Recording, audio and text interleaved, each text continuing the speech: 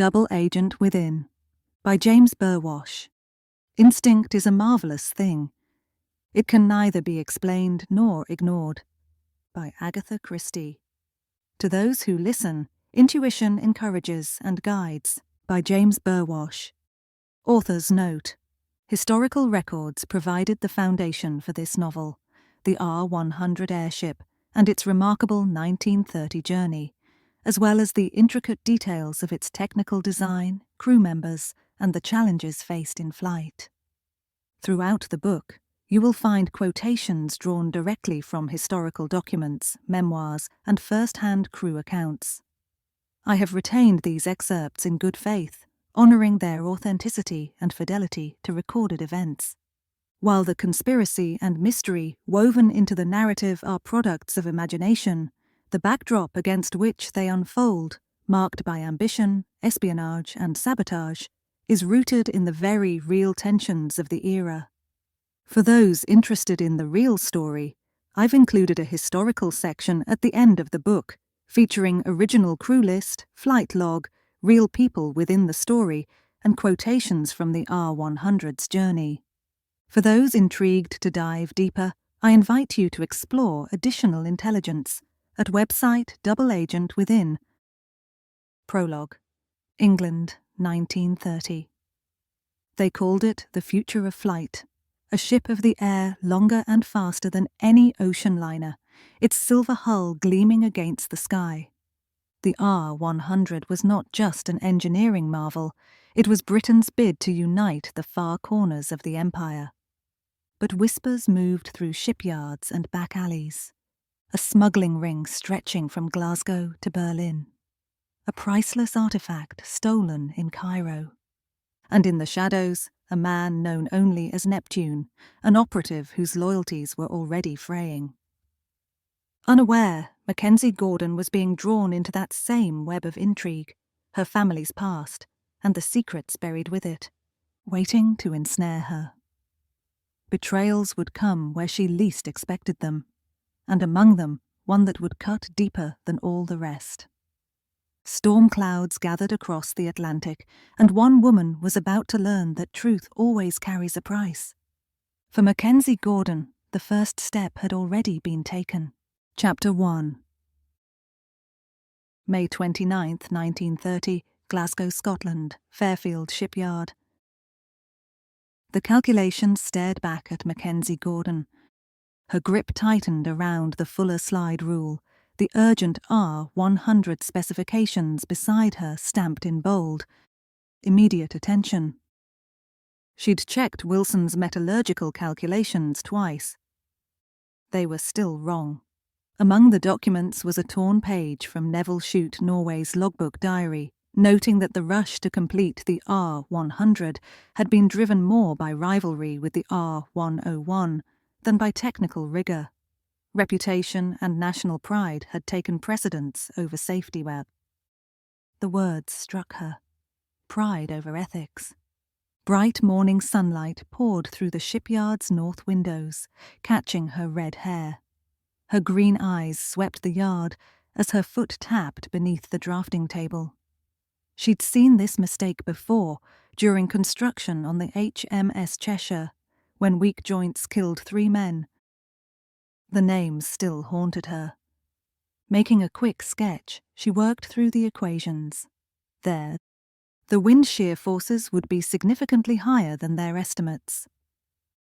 The familiar stomp of boots announced Bert's presence before his scent of pipe tobacco and machine oil. Every morning he brought her a fresh mug of tea. 4 years watching ye at this. I'd say I ken the difference between tired and troubled. And right now you look troubled. She nodded. The stress calculations for the new joint. Wilson's numbers would make them fail under load. And if they fail? The R-100, you mean? The airship? He asked. She nodded, recounting the airship's recent mishap from the newspapers a week ago. Cardington Airfield. After the full-speed trials during the approach, a message came from the tower. R-100, I suppose you know that the tip of your tail is hanging down. Engineers returning from England had filled in the rest, describing a tense meeting behind closed doors. The Airship Guarantee Company won't survive another delay, Barnes Wallis, Deputy Chief Designer of the R100, warned. What happens when your quick fix fails over the Atlantic? Neville Shute, Norway, Chief Calculator, countered, spreading stress diagrams across the table. First Officer Meagher proposed rounding off the tail. Norway proposed higher strength alloy stock from Fairfield Shipbuilding, which could machine the parts in short order. It was that decision, speed overriding caution, that had sent the rush job straight to Mackenzie's desk. Mr. Wilson's shadow loomed. Miss Gordon, those calculations again? He said. His voice was steady, but the tightness around his eyes betrayed irritation. Sir, if you look here. She leaned forward.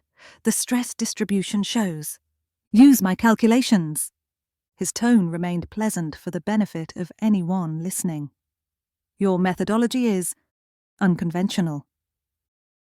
Unconventional, but correct, she said, not flinching at the warning in his eyes.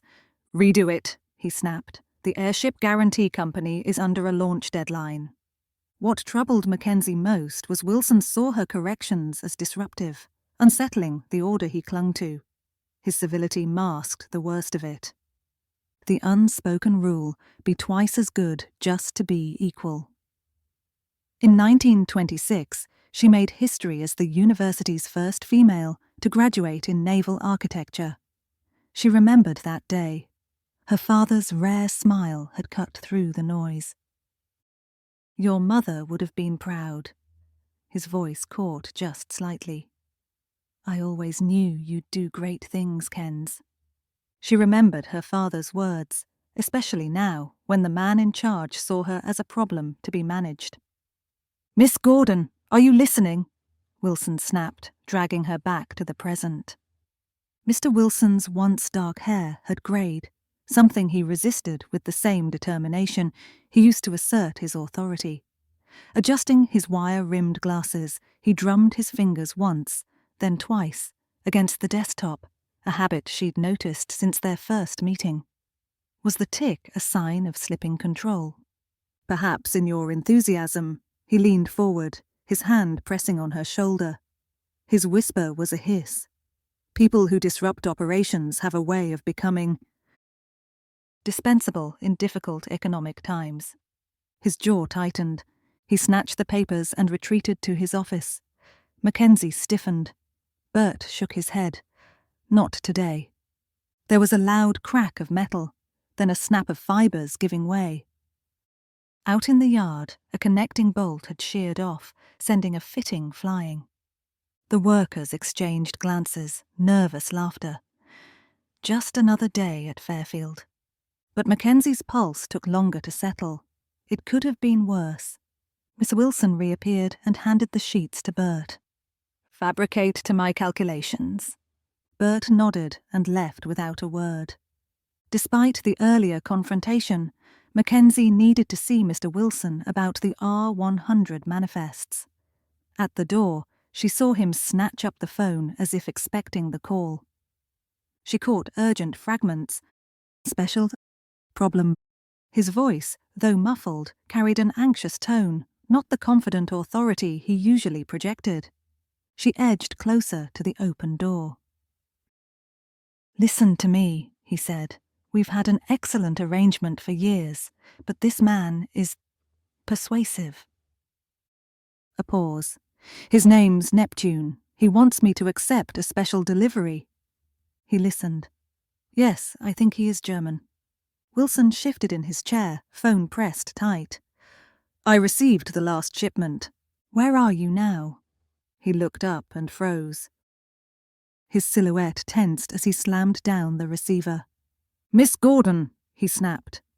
Mr. Wilson, she said evenly. I want to ask your advice. Later, he said.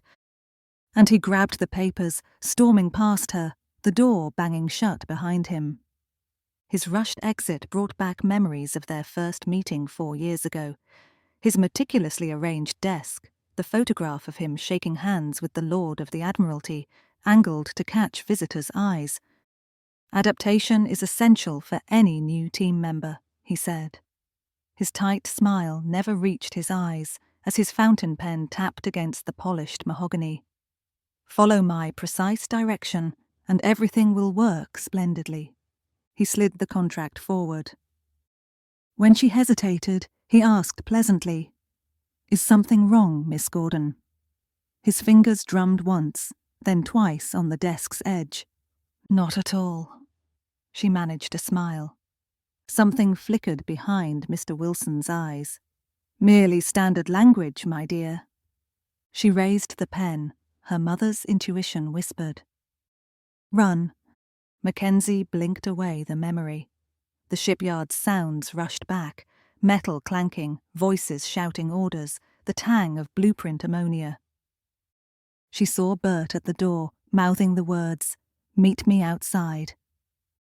Mackenzie found Bert. He glanced around, then pulled a worn leather notebook from his coveralls. "Been keeping records," he murmured, flipping to a page of tight entries. "Look at this. Last shipment," he said. "Wilson signed it." Mackenzie frowned, scanning the entry. "That order does not exist." "I was just about to ask Mr. Wilson about the manifests." "If they knew I was tracking this," Bert said. She heard the sudden sound of deliberate footsteps, and the notebook vanished into a pocket. In that instant, it was clear. Bert had uncovered altered manifests. Someone was covering their tracks. She knew the shape of betrayal. It was close. She didn't know how deep it ran, but she wasn't walking away. Not now. Chapter 2.